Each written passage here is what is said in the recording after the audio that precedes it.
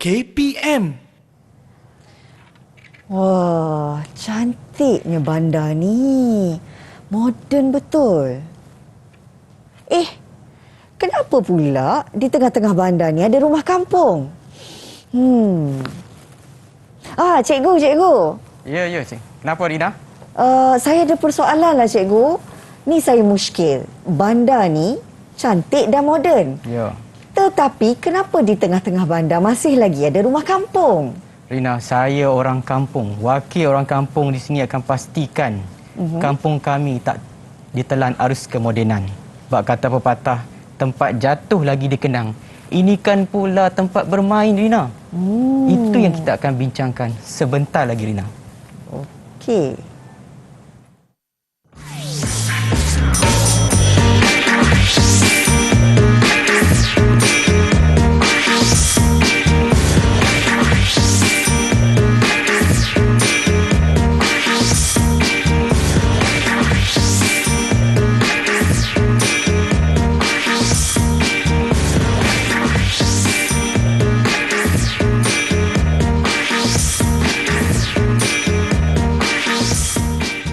Terus menjadi platform dalam menyampaikan ilmu pengetahuan bermanfaat dan juga pembelajaran yang menyeronokkan. Ini dia Didik TV KPM menemui anda kembali. Assalamualaikum. Selamat pagi kepada semua penonton setia kami, khususnya murid-murid yang sedang menantikan apakah topik pembelajaran kita pada hari ini. Nampaknya semua dah bersedia untuk kita mulakan kelas ya. Tak apa, bawa bertenang, bersabar dulu. Seperti biasa, saya nak ingatkan kepada semua, termasuklah ibu bapa yang menonton bersama dengan anak-anak ketika ini, untuk terus kita menjalankan tanggungjawab kita mematuhi SOP yang telah pun ditetapkan. Sentiasa memakai pelitup muka, sentiasa mencuci tangan dan juga adanya penjarakan sosial sekurang-kurangnya 1 meter jika anda berhadapan dengan mana-mana individu di tempat terbuka ataupun di tempat awam. Baiklah, kalau diikutkan tadi, mungkin ada dalam kalangan murid-murid yang dah pun mendapat bayangan apa sebenarnya yang kita nak belajar hari ini. Jadi, untuk topik hari ini, kita akan bersama dengan, ini dia, saya nak perkenalkan Cikgu TS Muhammad Zaki Said, Guru Geografi Sekolah Menengah Kebangsaan Mengkuang, Bukit Mertajam, Pulau Pinang, jauh dari utara tu. Apa khabar cikgu? Ya, baik. Alhamdulillah, Rina. Dan yang pastinya hari ini semua murid-murid dah tak sabar nak mengikuti kelas kita ya cikgu. Tapi sebelum kita nak mulakan kelas, saya nak jemput cikgu untuk kita amalkan SOP walaupun kita berada di studio. Kita nak pastikan kita masih lagi menjaga SOP kita dengan melakukan penjarakan sosial 1 meter dan juga mensanitasi tangan. Cikgu, ya. Rasanya kalau berdua di studio ni memang seronok untuk belajar. Ya, tapi betul. Lebih meriah dengan kehadiran murid-murid, betul tak? Ya, betul. Baik. Kabarnya murid-murid cikgu pun dah bersedia secara dalam talian. Ini dia, saya nak perkenalkan adik-adik kita dari Sekolah Menengah Kebangsaan Saint Mark. Boleh lambai sikit semua. Okey, kita nak berkenalan dengan adik Fatin. Hai adik Fatin, sila kenalkan diri. Assalamualaikum dan salam sejahtera. Nama saya Fatin Khairunisa binti Malik dari SMK Saint Mark Batu. Okey, Saint Mark Batuworth ya. Yang kedua kita bersama dengan adik Chu Hin Zi. Hai adik, kenalkan diri. Hai. Salam sejahtera. Nama saya Chu Hin Zi dari Sekolah SMK Saint Mark Batuworth, Pulau Pinang. Dan yang ketiga kita ada adik Anati. Apa khabar adik? Salam sejahtera, nama saya Ananti binti Ismail dari SMK Saint Mark Batuworth, Pulau Pinang. Okey, yang seterusnya kita ada adik Tan Yan Kai. Silakan kenalkan diri. Salam sejahtera, nama saya Tan Yan Kai dari SMK Saint Mark Batuworth, Pulau Pinang. Okey, terima kasih adik Tan. Yang seterusnya kita ada adik Ong Rushi. Hai. Salam sejahtera, nama saya Ong Roshi dari Sekolah SMK Saint Mark Batuworth, Pulau Pinang. Okey, dan yang terakhir kita ada adik Nur Fatia. Apa khabar adik Fatia?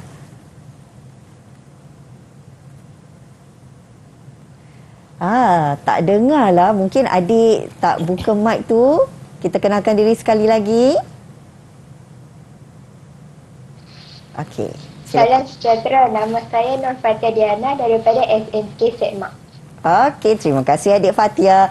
Kita dah berkenalan dengan murid-murid kita yang pastinya dah tak sabar nak belajar. Hari ini fokus kita adalah mata pelajaran geografi. Betul, Ya, cikgu? betul. Apakah topik yang kita nak sampaikan? Okey, tajuk hari ini akan saya bincangkan adalah berkaitan dengan tingkatan 4 iaitu bab 15 iaitu berkaitan dengan urbanisasi. Saya nak minta murid-murid bersedia dengan buku teks muka surat 198 Rina ya. Okey, 198 adik-adik. Ya. Boleh dah bersedia sekarang. Okey, sebagai permulaan mungkin cikgu boleh terangkan dulu tentang konsep urbanisasi ni, cikgu. Okey, baik murid-murid. Sebelum tu kita nak lihat dari segi pengenalan tentang konsep. Apa dimaksudkan dengan konsep urbanisasi ataupun dalam bahasa mudah Rina, pembandaran. Saya nak tanya murid-murid dulu Rina. Boleh, cikgu. Apa yang ada di dalam minda kamu bila saya cakap tentang urbanisasi? Ada nak jawab dah? Ada sesiapa nak jawab boleh angkat tangan. Silakan adik Anati. Anati, silakan. Banyak bangunan pencakar langit. Ya, banyak bangunan pencakar pencakar langit. Wow. Okey, ada lagi nak jawab? Ada lagi nak cuba? Adik-adik? Ya, Okey, Fatia. silakan. Bangunan yang padat. Yes, bangunan yang padat. Okey, itu serba sedikit gambaran berkaitan dengan urban. Okey, urbanisasi ataupun bahasa mudah perbandaran. Iaitu melibatkan perubahan kat sini ya, perubahan. Proses perubahan. Sesuatu kawasan tersebut berubah menjadi bandar daripada kampung menjadi bandar. Macam ni ya. Iaitu dari segi kampung dan berubah menjadi pekan dan akhir sekali menjadi bandar. Bandar yang lebih besar dan kompleks. Bermaksud kawasan tersebut ada fungsi dia, fungsi bandar tersebut kepada masyarakat. Okey, baiklah. Seterusnya kita tengok dari segi bilangan penduduk di bandar. Okey. Pada tahun 2010 kita penduduk di bandar adalah lebih kurang 19.4 juta orang di Malaysia. Dan pada tahun 2020 dijangkakan akan meningkat 25 juta orang akan tinggal di bandar. Okey, agak-agak berapa bilangan penduduk negara kita pada tahun 2021? Ada murid-murid tahu ke? Ada sesiapa nak teka adik-adik? Ya, silakan. Ya, Chu. Adik Chu. 32.8 juta orang. Ya, 32.8 juta orang. Okey, so bermaksud lebih daripada 50% pada tahun 2020, maksudnya tahun 2021 dan seterusnya akan meningkat. Lebih ramai migrasi, lebih ramai orang kampung akan berpindah ke bandar untuk bekerja, untuk menikmati peluang pekerjaan dan sebagainya. Okey, seterusnya kita lihat jumlah penduduk bertambah akan menyebabkan perebakan bandar. Okey, satu perkataan dipanggil sini adalah perebakan ataupun dalam bahasa yang lama adalah panggil konubasi. Okey, mungkin ada pelajar yang tahu ke berkaitan dengan perebakan? Siapa yang tahu tu? Perebakan. Silakan. Anati. Lepas tu kita ramai yang tahu, cikgu. Cikgu nak pilih siapa? Rushi kot. Rushi boleh, Rushi? Silakan Rushi. Rushi. Ya, cikgu. Perebakan. Berkembang. Okey. Tersebar. Maksudnya virus COVID-19 tersebar. Tapi dalam konteks urbanisasi berlakunya perebakan. Maksudnya merebak, maksudnya berkembang. Maksudnya terdapat berlakunya gabungan antara bandar-bandar lain menyebabkan dia terbentuknya Kuala Lumpur. So seterusnya saya akan bincangkan berkaitan dengan Kuala Lumpur, bagaimana Kuala Lumpur boleh berkembang. Okey. Begitu juga dengan Johor Bahru, kemudian Kuching, kemudian Kota Kinabalu, Istanbul Turki dan juga Beijing China. Okey. Untuk tajuk ni kita akan bincang berkaitan dengan Kuala Lumpur. Case study berkaitan dengan Kuala Lumpur. Kita lihat di sini ya bagaimana Kuala Lumpur pada tahun 1921, sebelum 1921 kecil je. Okey, bermaksud kawasan ini sebenarnya berasal daripada kawasan Pelombongan. Kemudian berkembang, bergabung dengan bandar-bandar kecil membentuk Bandaraya Kuala Lumpur. Okey, pada asalnya Kuala Lumpur ni merupakan ibu negeri Selangor. Tapi pada tahun 1957, so Kuala Lumpur telah menjadi ibu negara Malaysia. Okey, oleh yang demikian ini menyebabkan perkembangan bandar tersebut kian lama makin berkembang. Ini antara faktornya iaitu melibatkan saiz kawasan. Proses perkembangan sebuah bandar dari segi saiz kawasan berubah daripada kecil kepada besar. Kita lihat di segi keluasan pada tahun 1885. Okey, saiz bandar Kuala Lumpur adalah 1.3 kilometer persegi. Kemudian seterusnya pada tahun 2018 saiz berkembang kepada 244 km persegi. Okey. Perkembangan disebabkan oleh faktor fungsi ibu negara Malaysia. Okey. Maksudnya dari segi kepenggunaan bandar tersebut kepada masyarakat juga kepada negeri-negeri lain di negara kita Malaysia lah. Okey, ini perbezaan antara Kampung Baru Kuala Lumpur pada tahun 1980 dan 2019 telah berubah daripada rumah dibina di atas rumah dan sekarang rumah dibina atas rumah. Maksudnya rumah dibina dalam bentuk rumah pangsa ataupun pangsa puri ya. Ya. Okey, seterusnya Rina, saya nak masuk tentang faktor-faktor yang mempengaruhi proses urbanisasi. Boleh kita teruskan ke? Apa kata kalau kita dengarkan dulu pandangan daripada murid-murid Okey, baik. berkenaan dengan topik ini. Jom kita saksikan.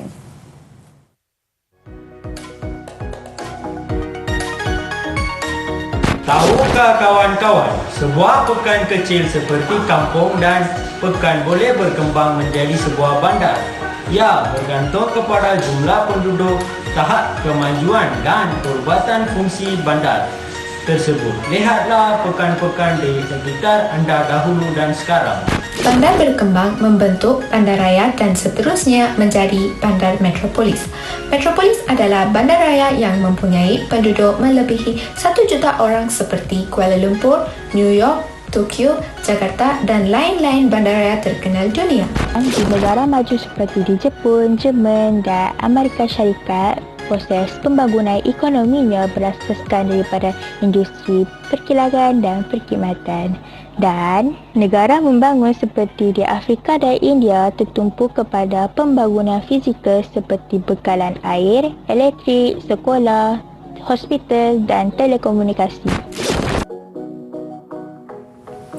Itu dia tadi pandangan murid-murid berkenaan dengan topik kita pada hari ini, urbanisasi. Tadi cikgu dah sentuh nak teruskan pembelajaran kita menyentuh tentang faktor-faktor yang mempengaruhi proses urbanisasi. Cikgu, kalau kita berehat sekejap boleh? Boleh. Murid-murid yang mana berada secara atas talian itu, kita nak berehat dulu ya. Jangan ke mana-mana, kembali selepas ini untuk kita ikuti kelas kita dalam Teras Didik TV KPM selepas ini.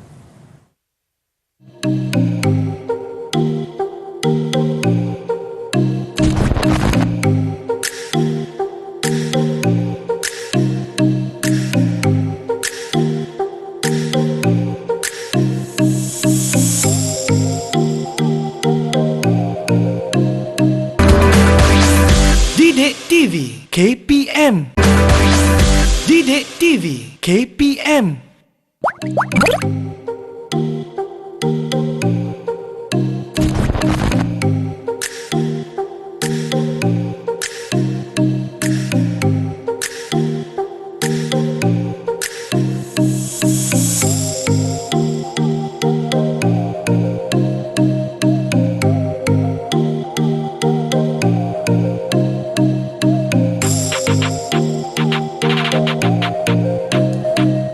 Kembali lagi bersama kami dalam Teras Didik TV KPM. Pastinya ketika ini untuk 1 jam ini pembelajaran dalam mata pelajaran geografi dengan topiknya urbanisasi. Okey cikgu, kita nak teruskan kelas kita. Boleh. Mungkin slot ini cikgu boleh berkongsi dengan murid-murid berkenaan dengan faktor-faktor yang mempengaruhi proses urbanisasi. Okey, baik Rina dan murid-murid di rumah. Saya akan bincangkan berkaitan dengan faktor-faktor yang mempengaruhi proses urbanisasi atau faktor apa yang menyebabkan berlaku pembandaran. Okey, yang pertama saya nak lihat dari segi 3 faktor penting dekat sini. Iaitu pertama adalah pelombongan. Pelombongan, peluang pekerjaan, kedudukan strategik, pelbagai perkhidmatan dan keindahan alam semula jadi. So agak-agak murid-murid di sini apa dia punya isi penting yang berkaitan dengan elemen ini. Siapa nak jawab adik-adik? Ya, Cu, silakan Cu. Adik Cu. Ekonomi. Ya, ini adalah berkaitan dengan ekonomi. Okey, yang kedua kita akan bincangkan berkaitan dengan kemudahan infrastruktur, sistem pengangkutan dan juga pendidikan. Apa domain yang berkaitan dengan elemen ini? Ada jawapan? Yangkai. Silakan Yangkai. Sosial. Ya, sosial. Dan akhir sekali yang berkaitan dengan teknologi maklumat zon perdagangan bebas dan juga bandar satelit. So apa elemen yang berkaitan dengan ni? Tajuk ni. Yes, Anati. Governance. Ya, ini adalah faktor governance, dasar kerajaan. Okey. So kita akan masuk setiap elemen ni satu persatu supaya kita lebih faham, okey? Okey. Okey, kita masuk bahagian elemen ekonomi, iaitu berkaitan dengan kegiatan pelombongan. Seperti yang saya terangkan sebelum tadi berkaitan dengan Kuala Lumpur, berkembang disebabkan oleh aktiviti pelombongan bijih timah sebenarnya. Ini antara kawasan-kawasan yang berlakunya pelombongan bijih timah. Contohnya Seremban Negeri Sembilan, Kuala Lumpur, Ipoh dan juga Taiping Perak. Okey. Kemudian faktor dari segi pelombongan petroleum dan gas asli menyebabkan terbentuknya bandar. Antaranya ialah iaitu Bintulu dan Miri di Sarawak. Kemudian di Kertih Terengganu. Kemudian akhir sekali adalah di Orinoco Belt di Venezuela yang kaya dengan petroleum. Okey, elemen yang kedua adalah disebabkan oleh peluang pekerjaan. Okey, seperti yang saya cakap tadi, ramai penduduk daripada kampung berpindah ke bandar kerana peluang pekerjaan untuk meningkatkan taraf hidup masyarakat dan sebagainya. So, ramailah penduduk migrasi masuk ke kawasan bandar, contohnya ke Kuala Lumpur. Okey, Rina dari mana? Saya? Ya. Saya pun berasal dari Pulau Pinang. Ya, dari kampung ke dari bandar? Kalau ikutkan asalnya dari kampung lah, Cikgu. Ya. Dari kemudian kampung tempat berpindah tu sekarang ke? Dah menjadi bandar. Ya, berpindah ke bandar disebabkan oleh peluang pekerjaan. pekerjaan. Okey. Contohnya adalah dari segi sektor perindustrian, sektor perkhidmatan. Macam Rina tadi adalah sektor perkhidmatan. Okey. Mengacarakan siaran TV. Itu adalah dari segi sektor perkhidmatan. Okay, seterusnya adalah di Perai dan Mak Manding Pulau Pinang. Saya ingat orang Pulau Pinang, orang Batuas ni, murid-murid daripada Batuas tahu kot. Perai dan Mak Manding Pulau Pinang. Kemudian Ho Chi Minh, Anata dan Long Binh di Vietnam. Okey. Kemudian Sao Paulo dan Santos di Brazil.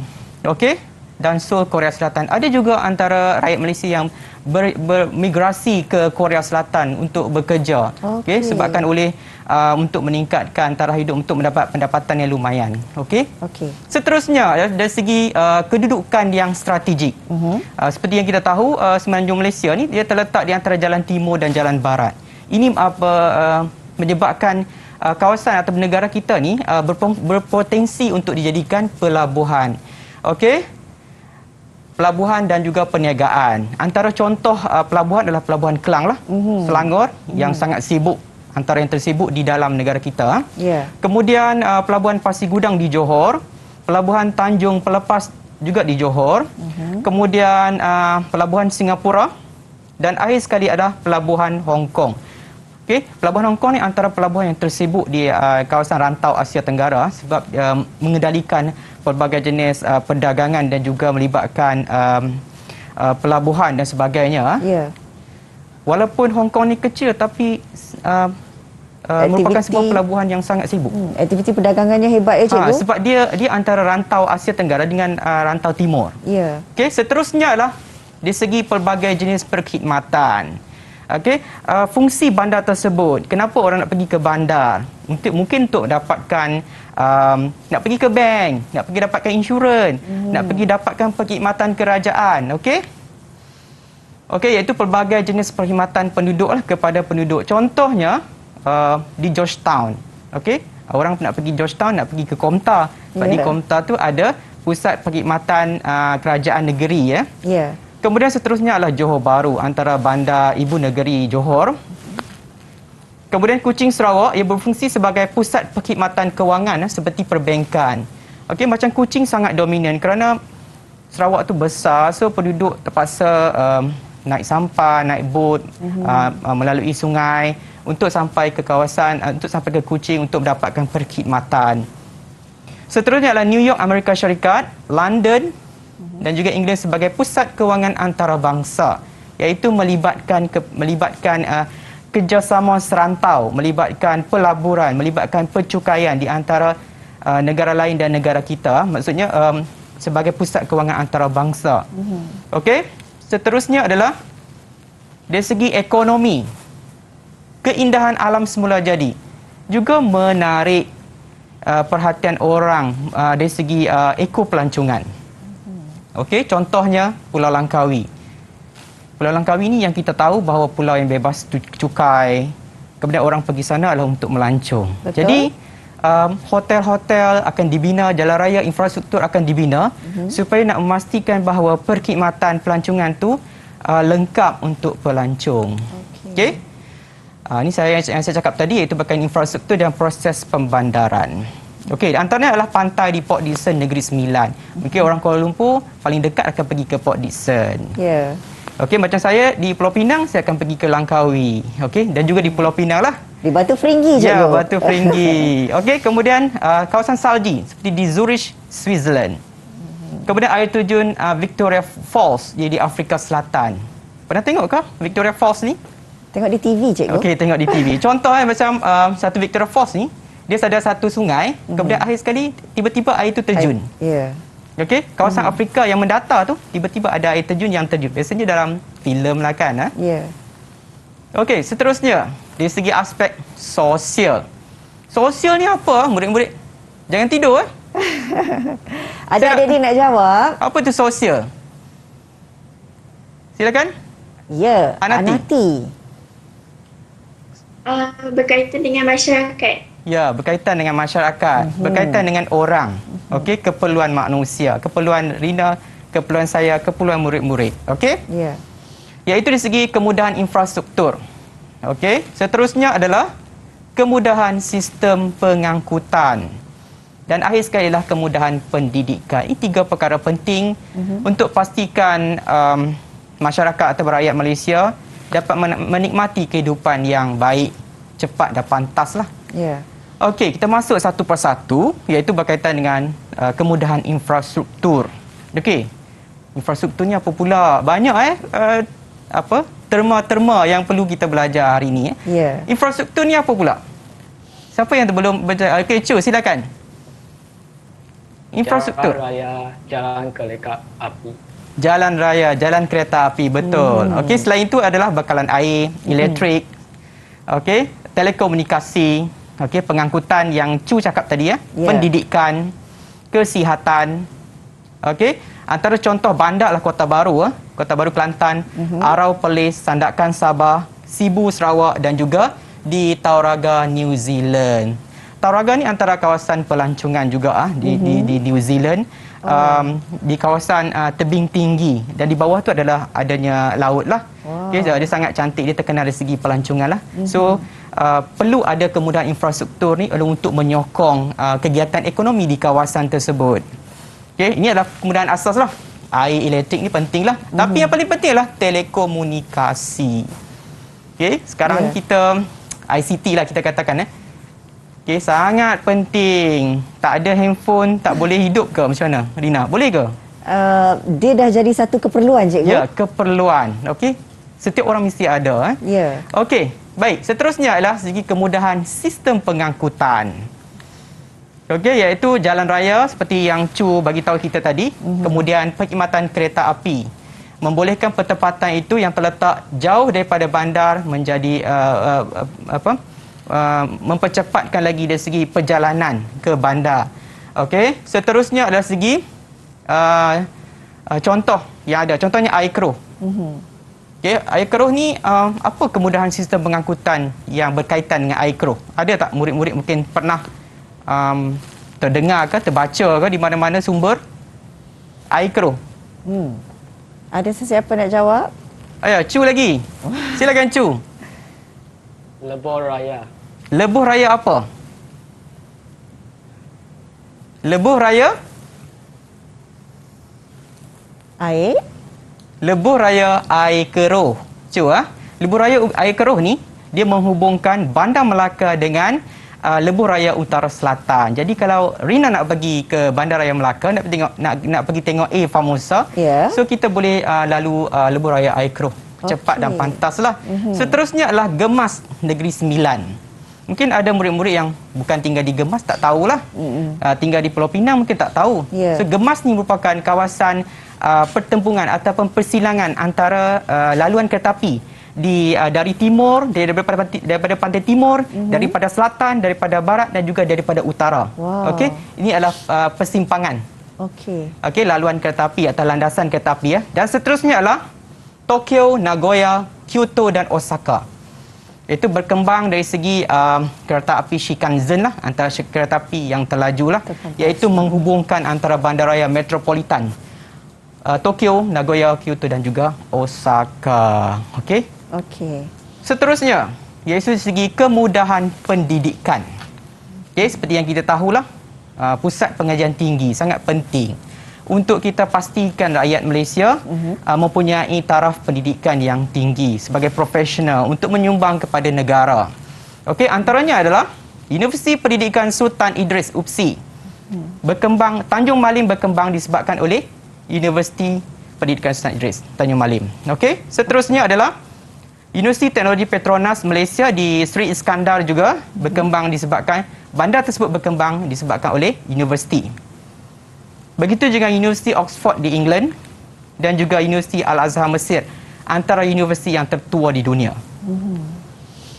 Okey, seterusnya adalah segi faktor governance. Okey, faktor kerajaan.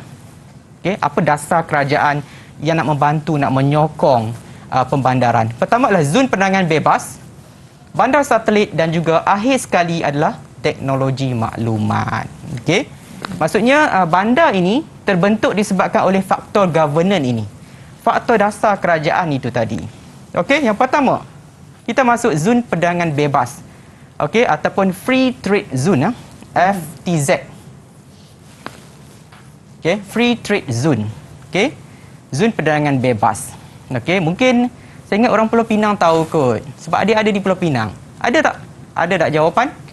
Daripada murid-murid di Pulau Pinang. Yang Kai, silakan Yang Kai. Bayan lepas. Bayan lepas. Okey. Betul. Okey, orang Pulau Pinang boleh pergi bekerja di kilang-kilang elektronik di bayan lepas. Mungkin juga penduduk di sekitar Pulau Pinang, di utara Perak, di selatan Kedah juga boleh pergi bekerja di Perai.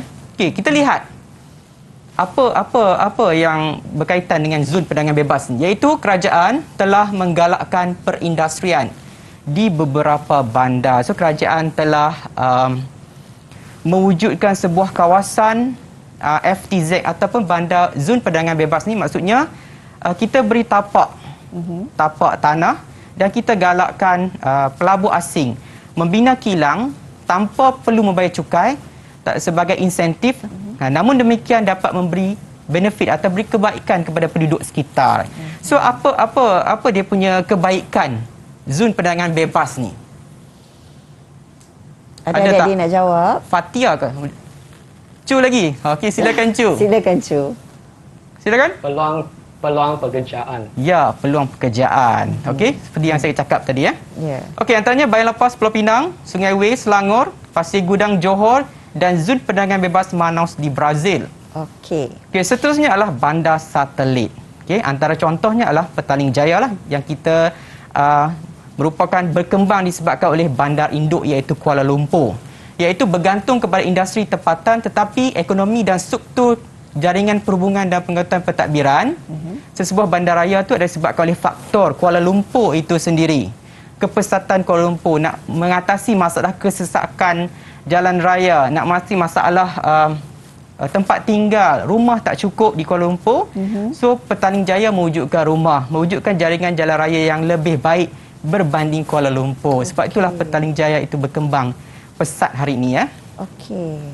Okey, seterusnya adalah dari segi teknologi maklumat, iaitu berkaitan dengan Pusat Urus Niaga Teknologi Tinggi. Sebab tu bandar silikon di Malaysia adalah Cyberjaya.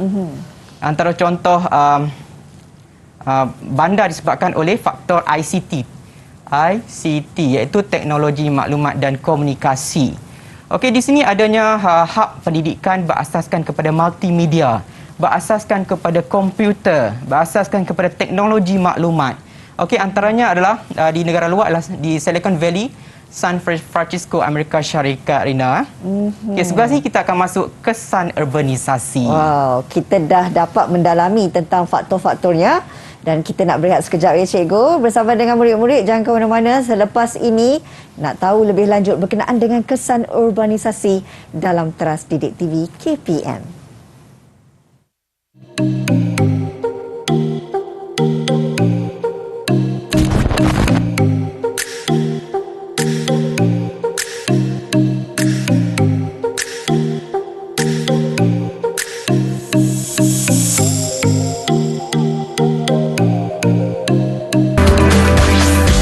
Didik TV KPM. Didik TV KPM.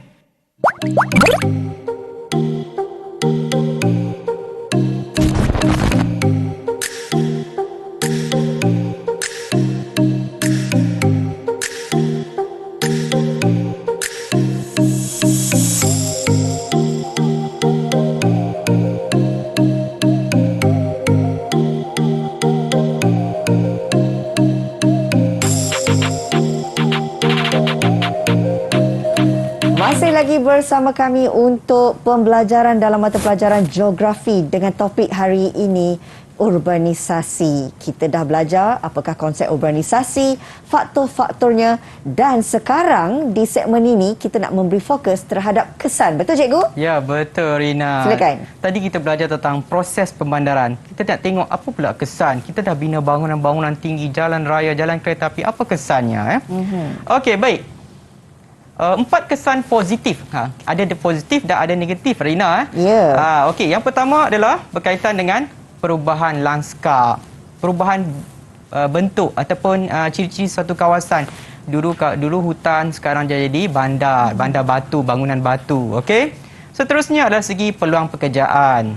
Yang ketiga adalah perkembangan infrastruktur. Dan akhir sekali adalah berkaitan dengan taraf hidup masyarakat meningkat.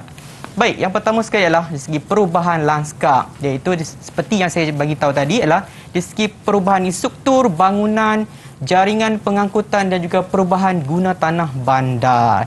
Macam tadi saya bagi tahu tadi, saya orang kampung di sana kan. So saya nak pastikan bahawa kampung saya tetap kekal. Maksudnya kampung saya tetap kekal lah, tidak berubah lanskap. Tapi kawasan sekitar saya telah berubah lanskap. Okey? Kemudian mengubah lanskap bandar dengan terbinanya bangunan tinggi. Antaranya adalah iaitu Kuala Lumpur, New York, Amerika Syarikat dan Tokyo, Jepun.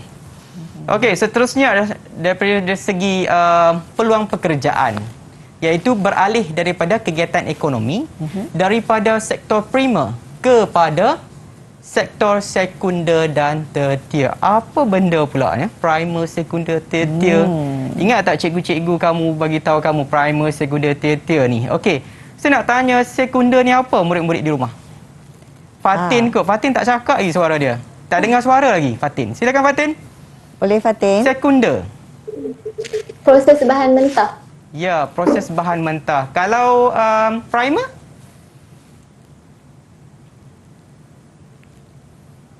Primer berasaskan kepada?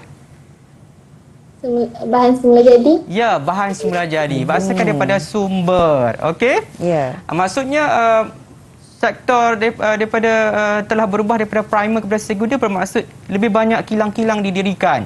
Okey, bila kilang-kilang didirikan, contohnya kita tangkap ikan tu diproses. Mungkin dah nak hasilkan ikan sardin tin ke, so memerlukan pekerja, memerlukan kilang perlu dibina. Itu yang saya maklumkan tadi, saya bagi tahu dia berkaitan dengan peluang pekerjaan. So penduduk kita perlukan orang untuk bekerja di kilang-kilang. Antaranya adalah industri memproses makanan, dari segi elektronik dan juga automotif. Okey? Itu keadaan menjadikan tarikan daripada luar bandar ke bandar. Yang ini tarikan daripada bandar ke luar bandar. Antara contohnya adalah Kampung Batak Rabit di Perak ke Bangi Selangor. Kemudian berlaku juga migrasi antarabangsa daripada Nepal ke Malaysia. Sebab itu kita nampak banyak orang-orang Nepal berada di Malaysia. Sebab untuk mengisi peluang pekerjaan yang tidak diisi oleh rakyat Malaysia. Okey, seterusnya dari segi perkembangan infrastruktur, iaitu berkaitan dengan kita nak menyediakan satu keselesaan, keperluan dari segi faktor pendidikan. Kemudian dari segi kesihatan, kita nak bagi kesihatan yang baik, kita perlu bina hospital, klinik. Di kawasan kampung-kampung, di kawasan daerah-daerah yang kecil, pedalaman perlu ada klinik ataupun hospital. Kemudian seterusnya dari segi bekalan air dan elektrik. Kemudian dari segi pengangkutan, contohnya sekarang ni bandar-bandar telah dihubungkan dengan kereta api. Kereta api daripada Kuala Lumpur ke Pulau Pinang sampai ke Padang Besar di Perlis. Kemudian dari segi telekomunikasi, ini sangat penting yang saya bincangkan sebentar tadi. Kemudian antaranya adalah contohnya di Kuala Lumpur, Kuching, 5 di Peru, kemudian Busan di Korea Selatan. Antara contoh yang saya boleh kita bincang adalah tentang Busan, Korea Selatan. Okey, disebabkan perkembangan bandar ni kerana disebabkan oleh penganjuran acara-acara antarabangsa, convention antarabangsa. Contohnya pertandingan bola sepak FIFA. Itu menyebabkan Busan ni antara bandaraya yang tersibuk di dunia. Okey, seterusnya dari segi taraf hidup meningkat. Okey, masih mengulang faktor yang sama, iaitu kita dapat meningkatkan pendapatan kepada pendapatan yang lebih lumayan. Okey, pendapatan yang tinggi. Semua orang nak pendapatan yang tinggi disebabkan oleh kos sara hidup yang meningkat, kos barang-barangan meningkat. So perlu satu pekerjaan yang boleh memberikan pendapatan yang tinggi. Secara tidak langsung dapat meningkatkan taraf hidup penduduk. Okey, antaranya adalah di Selayang, Shah Alam di Selangor, Karachi, Pakistan. Karachi ni Rina, sebenarnya Karachi ni antara bandar yang terbesar di Pakistan. Okey, bermaksud bilangan penduduk sangat ramai. Karachi juga merupakan antara bandaraya yang terbesar di dunia juga. Okey, kemudian Shenzhen, China. Ini merupakan lembah silikon di China. Okey, antara kegiatan yang dijalankan dari segi industri telefon bimbit lah. Telefon bimbit yang terkenal seperti model H dan sebagainya lah. Okey, jadi banyak juga produk-produk daripada China yang masuk ke dalam negara kita dan kita guna hari ini. Okey, sebab itu yang saya terangkan sebentar tadi adalah Shenzhen yang merupakan bandar silikon di China. Okey, 7 kesan negatif urbanisasi. Yang pertama adalah banjir kilat. Okey. Apa beza banjir kilat dengan banjir lumpur, murid-murid? Siapa nak jawab? Apa beza banjir kilat, banjir lumpur? Beza banjir Apa kilat, beza? banjir lumpur.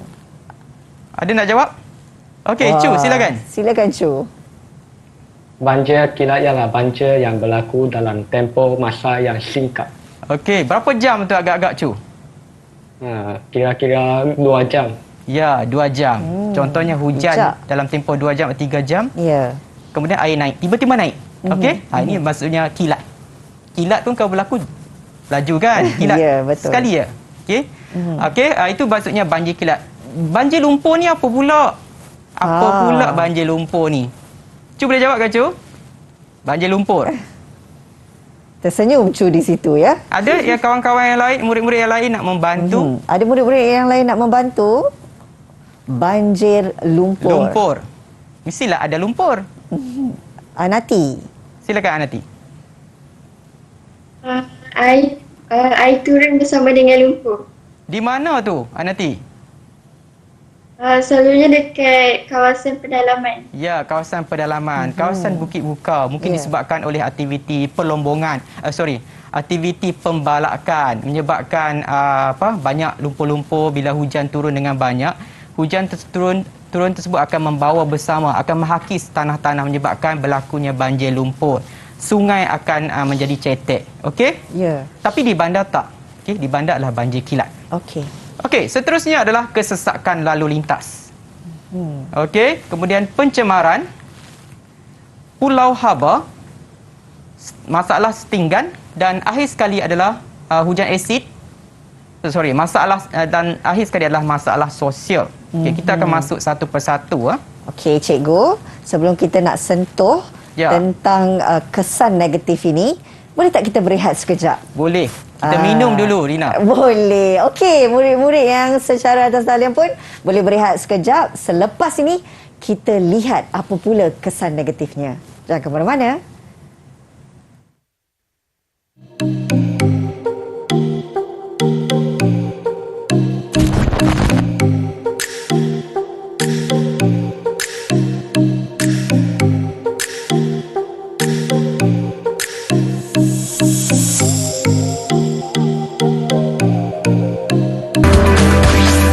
Didik TV KPM.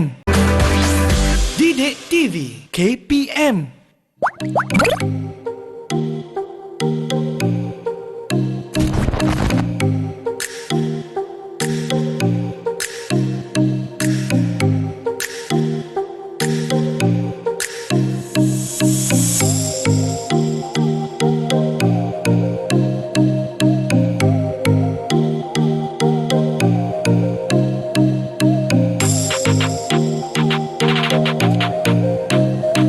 Baiklah murid-murid, kita dah sampai ke segmen yang terakhir di mana dalam segmen ini cikgu akan memberi fokus terhadap langkah-langkah mengurangkan masalah urbanisasi. Seterusnya cikgu, silakan. Ya, terima kasih Rina. Okey, kita masuk berkaitan dengan langkah-langkah untuk mengatasi masalah pembandaran. Ya. Okey, yang pertama sekali adalah kita bina rumah kos rendah ataupun rumah pangsa. Nak menggantikan masalah setinggan tadi, kita berikan penduduk yang tinggal di setinggan, kita berikan rumah tinggal di rumah pangsa. Seterusnya adalah bandar satelit. Yang ketiga adalah kawasan hijau. Kita wujudkan banyak kawasan hijau, tanam pokok lebih banyak di kawasan bandar untuk mengatasi masalah pencemaran udara. Okey, seterusnya adalah amalan pengangkutan lestari. Contohnya yang saya bincang berkaitan tadi adalah berkaitan dengan penggunaan kereta api, kereta api elektrik. Maksudnya kereta api tersebut tidak mencemarkan udara lah. Kemudian adalah kempen kesedaran alam sekitar. Kita nak pastikan masyarakat yang tinggal di bandar ini celik ataupun faham dari segi impak kepada alam sekitar. Seterusnya adalah jalan raya bertingkat ataupun lebuh raya untuk mempercepatkan lagi perjalanan penduduk untuk daripada rumah pergi bekerja. Seterusnya adalah mendalamkan dan melebarkan sungai. Okey, nak elakkan masalah banjir kilat yang berlaku di bandar. Okey. Baik, seterusnya adalah berkaitan dengan terowong smart yang ada di Kuala Lumpur. Mungkin Rina pernah masuk dalam terowong smart. Okey. Ini adalah untuk mengatasi masalah banjir. Kita alihkan air banjir itu ke kawasan lain. Okey. Dan seterusnya adalah penguatkuasaan undang-undang. Sangat penting untuk pastikan bahawa setiap pembandaran dapat memastikan tiada kesan yang berlaku ke atas alam sekitar. Okey, baik Rina. Seterusnya saya nak masuk berkaitan dengan ini disebut sebagai bandar pintar ataupun smart city. Okey, kita nak pastikan bahawa ada satu kerangka yang lengkap. Kita nak pastikan bahawa kita menyokong pembangunan. Okey, kita nak menyokong perbandaran. Sebab kita nak galakkan kegiatan ekonomi itu berlaku, nak tingkatkan pendapatan, nak berikan peluang pekerjaan kepada penduduk. Namun demikian, kerangka smart city ataupun bandar pintar ni perlu untuk mengatasi pelbagai kesan tersebut. Okey, kita nak pastikan penduduk tinggal di bandar dapat hidup dengan aman, sejahtera dan bahagia. Contoh yang Rina cakap tadi, kawasan kampung. Kampung ni masih sebelum bandar-bandar dikeliling terbentuk, adanya kampung di sini. Okey, saya nak tanya murid-murid lah, adakah kampung ni perlu kita hapuskan daripada kawasan bandar ni? Ada tak jawapan? Wajar ataupun tidak wajar kita bangunkan kawasan kampung tersebut? Siapa nak jawab? Wajar ataupun tidak wajar? Okey, siapa yang wajar kita angkat tangan? Lambai kat saya. Siapa yang kata wajar boleh angkat tangan sekarang. Yang tak angkat tangan bermaksud tidak wajar lah, betul? Okey, Cu. Wajar ni apa sebabnya? Menambahkan ruang untuk berbagai jenis perkhidmatan seperti bank. Okey, lagi? Murid yang lain? Fatia. Untuk tidak wajar kerana nak mengekalkan nilai tradisional. Okey, Fatia tak sokong. Fatia tak setuju. Tak setuju. Dia nak kekal. Dia bersama saya. Okey, tak menyokong sebab nak pastikan warisan negara terus terjaga. Sebab ini dari segi faktor dalam bandaraya pintar ni ataupun smart city ni, kita tak perlu untuk kita bangunkan kawasan kampung. Sebab kawasan kampung ni kawasan warisan. Dia menjadikan satu faktor kepada pelancongan. Ada pelancong bukan nak tengok bangunan tinggi. Ada pelancong nak lihat keunikan di sesuatu tempat tersebut. Okey. Ada lagi tak yang tidak menyokong? Ada lagi? Ya, ni Rushi. Silakan Rushi. Ya, Rushi. Identiti warisan dan budaya. Okey, identiti warisan dan budaya. Okey, ada lagi? Ada lagi. Tadi nampak Kai Tan angkat tangan. Silakan Kai. Anati. Silakan. Anati ke? Tadi saya nampak Kai, cikgu. Kai, silakan Kai. Yang Kai. Okey, silakan. Kerana tanah tersebut adalah hak milik penduduk. Ya, tanah tersebut hak milik penduduk. Seorang kampung tak benarkan. Walaupun Rina bernilai tinggi, juta, bilion ringgit. Okey. setiap 1 kilometer persegi dijual berbilion ringgit lah. Mungkin kalau saya jual, saya jadi orang kaya barulah.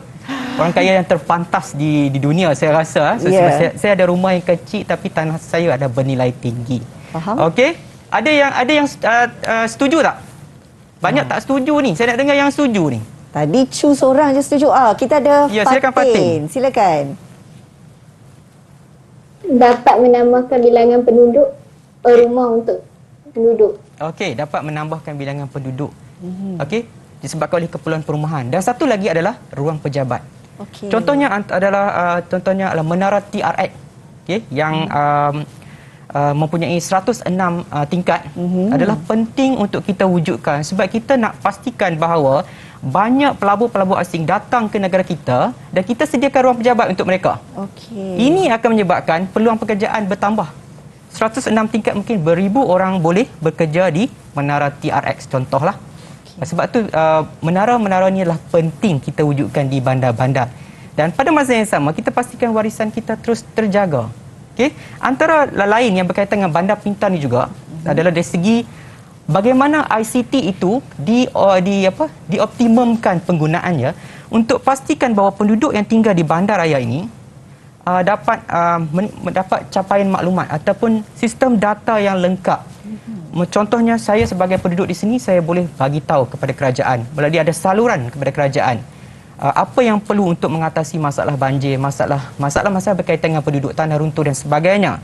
Selain itu juga dari segi sistem teknologi, contohnya pemantauan di segi kesesakan lalu lintas, kita dapat tahu di mana kawasan sesak, kawasan tidak sesak. Kemudian di segi parking atau tempat letak kereta yang pintar. So kita tahu di mana lokasi tempat letak kereta yang kosong dan sebagainya. Kemudian kita tahu juga berkaitan dengan dari segi data maklumat tentang bandaraya kita secara terkini, dari segi penggunaan elektrik. Berapa banyak penggunaan elektrik di rumah kita. Contohnya Rina mungkin tahu ke tak tahu penggunaan elektrik setiap hari? Setiap hari tak tahu cikgu. Tahu terima bil tiap-tiap bulan. Ya, berapa ratus Rina bayar setiap bulan? Oh, tak banyak. Tak banyak tu berapa? Tak sampai pun RM50. Tak sampai RM50. Maksudnya Rina memang hebat. Okay? Saya seorang yang berjimat, cikgu. Ya, maksudnya kurang penggunaan peralatan elektronik. Mungkin peralatan elektronik yang digunakan oleh Rina juga adalah peralatan yang lestari. Yang tidak dari segi penggunaan tenaga tu dari segi lebih green teknologi. Okey. Itu saja yang berkaitan dengan bandar pintar tadi. Mungkin Rina nak bertanya soalan kepada murid tu macam mana? Kalau kita nak buat sesi soal jawab bersama murid pun boleh cikgu. Oh boleh saya tanya. Okey, saya nak tanya murid-murid lah, apa amalan lestari yang kita sebagai penduduk tinggal di bandar, contohlah amalan lestari yang kamu pernah lihat ke, pernah amalkan. Boleh tak? Ya, Anati silakan. Silakan. Menggunakan pengangkutan awam. Ya, menggunakan pengangkutan awam. Ya. Okey, dia tak naik kereta. Maksudnya saya dengan Rina rumah dekat, so saya tumpang kereta Rina boleh? Boleh, tak ada masalah. Okey, tapi saya cakap tak boleh. Rina nak tumpang saya tak boleh. Saya nak naik sorang-sorang. Alamak. Maksudnya amalan saya adalah tidak lestari. Banyak kereta, semua orang pemandu saja yang bawa kereta. Penumpang tak ada. Itu adalah amalan pengangkutan yang tidak lestari. Faham? Okey, ada yang lain? Jawapan yang lain murid-murid? Ada lagi? Ya, Chu silakan. Menggunakan kenderaan elektrik. Penggunaan kenderaan elektrik. Sekarang ni ada kereta yang telah dibangunkan menggunakan tenaga elektrik. Okay, tapi cuma di Malaysia masih lagi kurang mendapat perhatian lah sebab kita tak ada stesen untuk kita recharge tenaga elektrik. Sebab itu dari segi kos juga tinggi Rina. Okey, bagus Chu. Mungkin suatu hari nanti Chu nak beli kereta elektrik kot. Kita tunggu ya cikgu. Baik cikgu, sebenarnya kita pun dah sampai kepada penghujung perbincangan. Itulah, saya pun rasa tak puas, banyak sangat dapat ilmu yang sangat bermanfaat hari ini.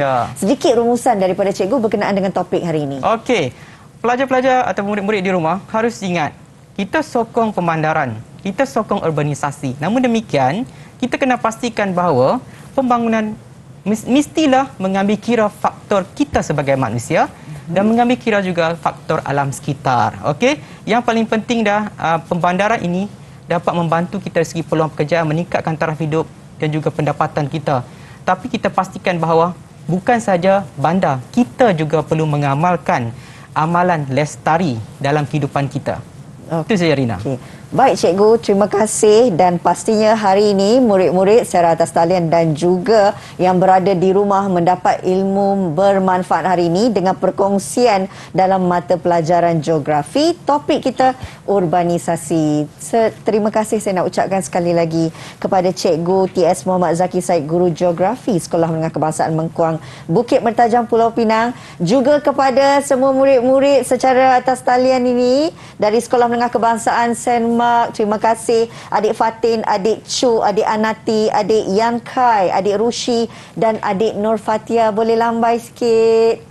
Terima kasih semua. Selamat maju jaya dalam mata pelajaran masing-masing. Teruskan menonton Didik TV KPM. Pastinya dapat memberikan pelbagai ilmu bermanfaat dan juga pembelajaran yang menyeronokkan. Sehingga itu saja untuk segmen kali ini. Kita jumpa lagi. Assalamualaikum. Bye.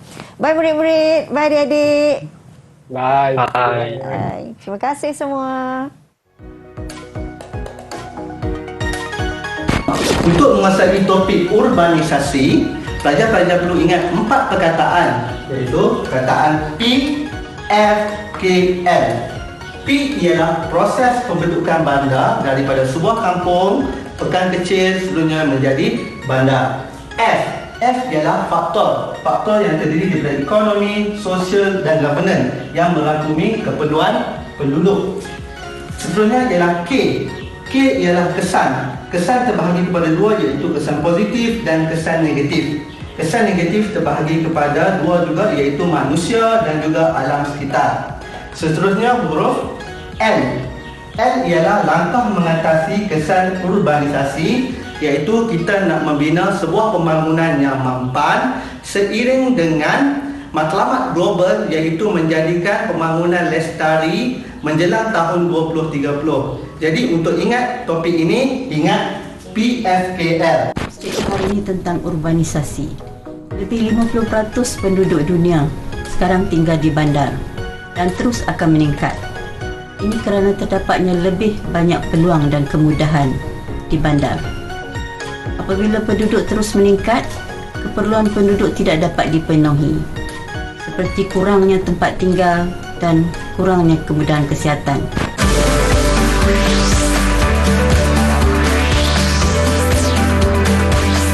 Didik TV KPM